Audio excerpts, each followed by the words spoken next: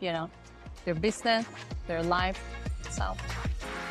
And how did you get into working in that space, like in the rehab and So I have a psychology background. Oh, okay. Yeah. So I have a psychology background. I started working as a psychologist overseas for about 6 years, and then I moved to Australia. And then I landed a job as a group therapist, like in one of the prisons here. Oh, wow. So I worked there for about 11 years. I was delivering group program and delivering substance abuse program, sex offenders program, violence program. Oh my God. For 11 years. It almost felt like I was incarcerated for 11. But I love that. You're doing your own life sentence. And then it got thrown. But one of the things that I have noticed there was that everything was quite structured and rigid. Yeah. It didn't give me enough time to grow. And so that's when I landed this job as a clinician, a treatment facilitator. I'm do one-on-one counseling sessions as well as deliver group therapy as well. And I love it. I think my colleagues, especially the people that I'm working with, they're very passionate about what they do. Yeah. But at the same time as well, there's this something missing that I just want to do for myself, which is I need to branch out more and connect with people that I can help at this stage and at this level in my life. Or it's like high performance. People who would love to move up to the next level in their life, but they get stuck due to self-sabotage, due to perfectionism, due to childhood trauma. And sometimes we just experience that at any point in our life where we're very successful and then something happened where we stop. Yeah.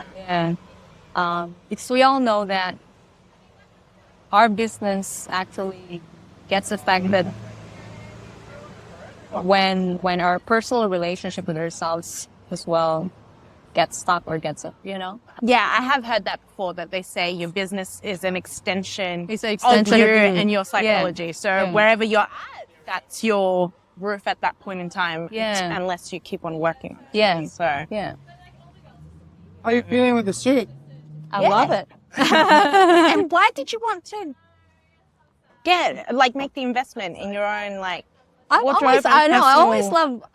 think I always love investing in myself, like coaching. I've spent probably about, I think for 1.5 years, I was saying to this person who wants to coach with me that I've probably spent about 50K already investing in self-development this 1.5 years. And then this is just an extension of what I'm doing. I'm starting within. And then I branch out with that.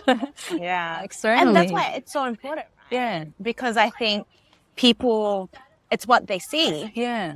It's the first thing that intrigues them about you. And when you are showing up in a mustard suit, it's a statement. It is a statement. That's right. You'll see tomorrow. Well, I know. I was actually just telling Bruno this the other day. Yeah. So I have a bright pink suit. Yes. And usually, we're always together, both in suits, so it's like the norm. Last week, I had a very early flight. So at 5 o'clock in the morning, I was in this bright pink suit going through Brisbane Airport, the Sydney Airport on the flight. I had so many people coming up to me. Oh. I had so much attention that there was a point that I was like, is this normal? I had so much attention that for a moment I just had to enjoy it. Yeah, but just rebalance myself. It's like, well, they're just looking at how fabulous I am. Yeah. But it was an adjustment because it does. A lot of people, when you don't dress up or you don't look a particular way, you're not used to the attention all the time. And most of the time I'm running around with my babies. I'm doing other things. And it felt good. It was oh my God, everyone loves me.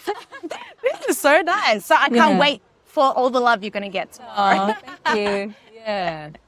I love dressing up as well at work. And you're right. And it's an extension of who we are. Who we are within ourselves. Yeah. If we have this beautiful essence within us, and we have to extend it outside for people to see. And people see that. Yeah. Yeah. And you do have such a, I know I told you earlier, you have such a beautiful, like, warm energy about you. The first time I saw you, I was like, I can feel it. Yeah, so thank it's you. so nice that because you've made your career out of it, out of like caring for people and helping them heal themselves. So it's so beautiful. Oh, thank you. Even the interview that we had together, me and you, those were very insightful. It was beautiful. Yeah. Remember?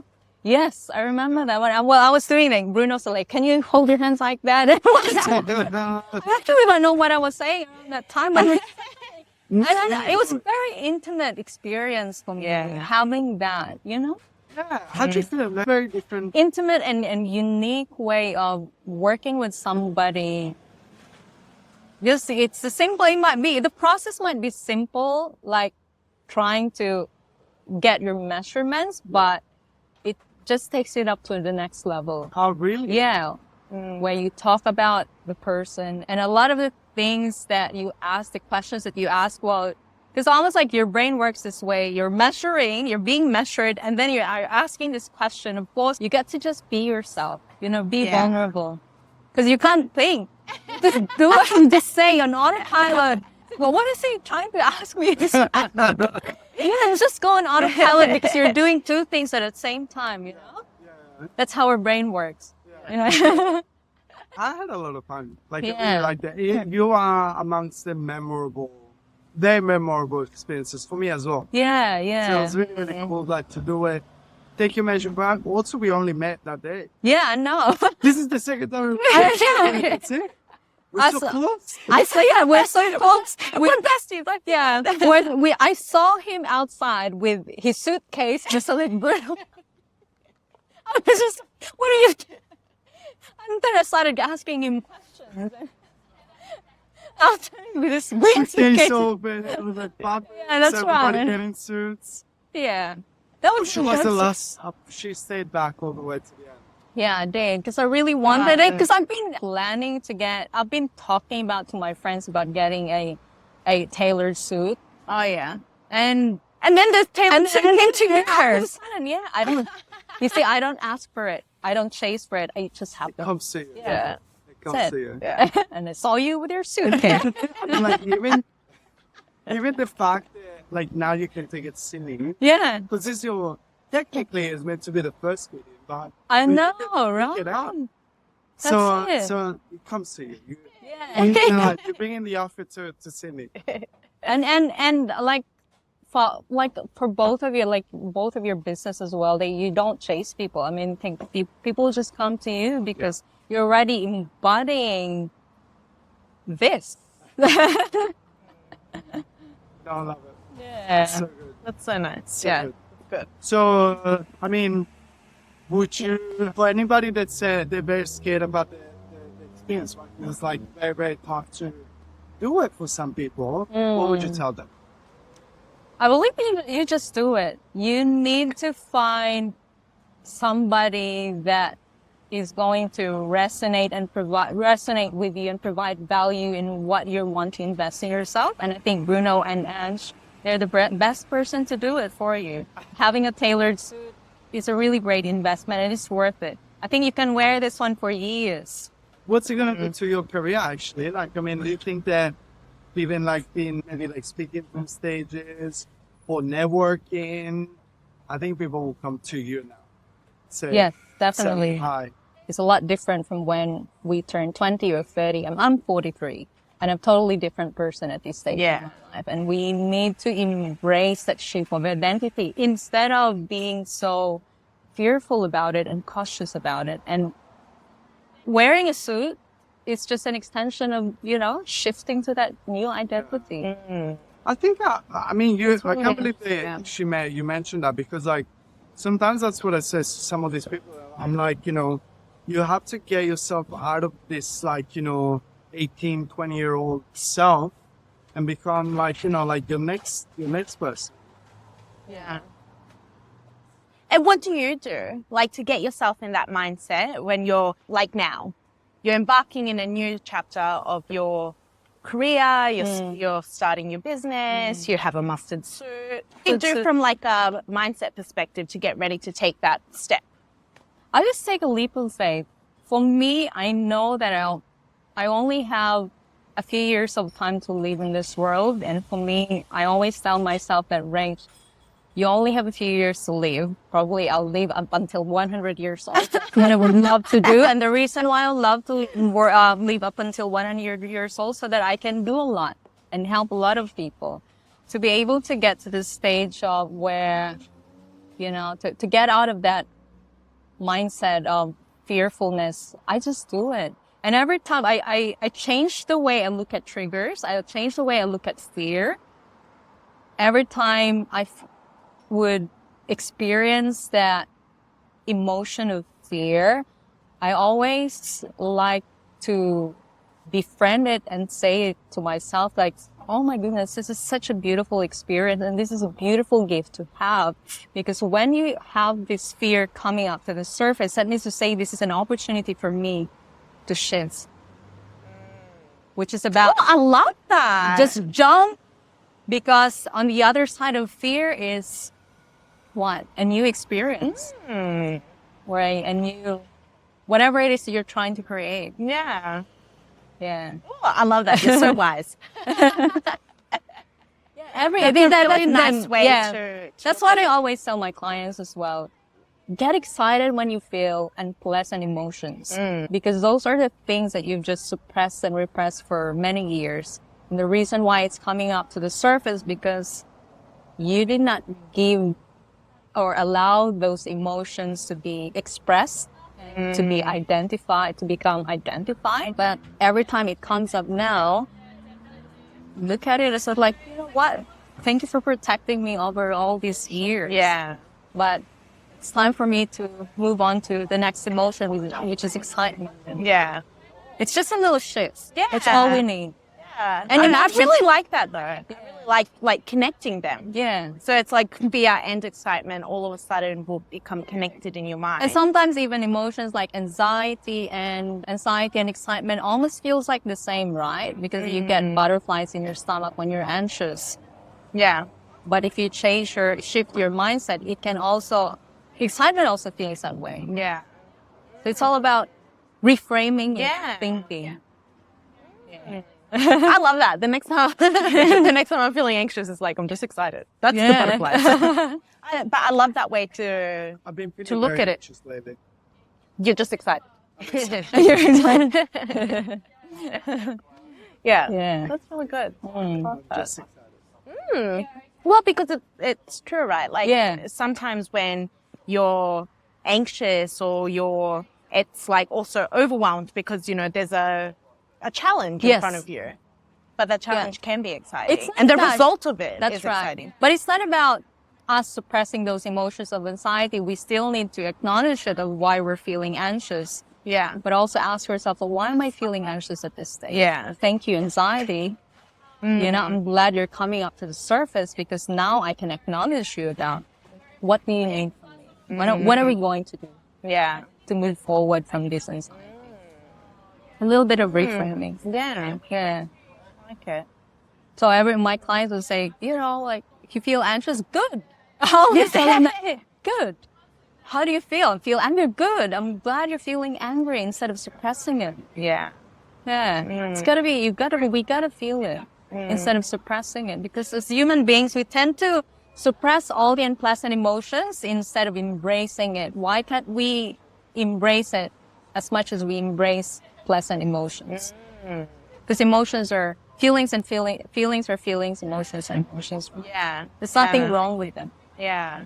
And I think that it's so true, right? We've been, I think, conditioned that you only want to feel the pleasant emotions. Yeah. But the negative emotions, or the other emotions really, For a reason. like to serve you. To serve you, yeah. To serve you and to help to protect, you. yeah. Yeah. And it's okay to be angry. Like, it's okay to feel anxious. Yeah. And it's just how you move on from it. It's what you do with it.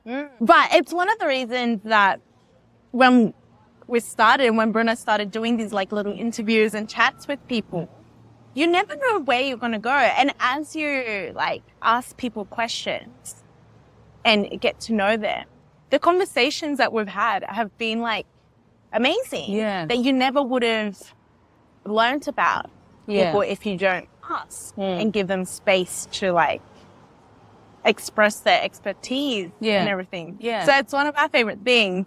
Like Bruno, we always do like little podcasts and little videos, and then I like edit them. So I watch them afterwards. Yeah. So I'm watching all the videos of Bruno speaking to people, and I've learned so much. Yeah. And like the conversations have been so interesting that I always think, I'm like, this would be weird if someone comes in and I'm just watching videos of my husband talking to like random people.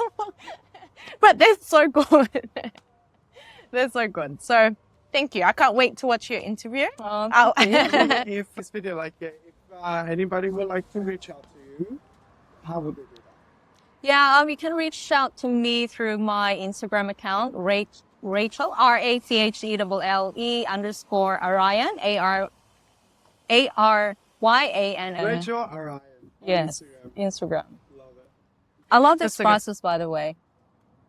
Yeah? Yeah. Of This doing is the good. Yeah, interviews this is and- really good. You like what? Yeah, this The process. process. Of it.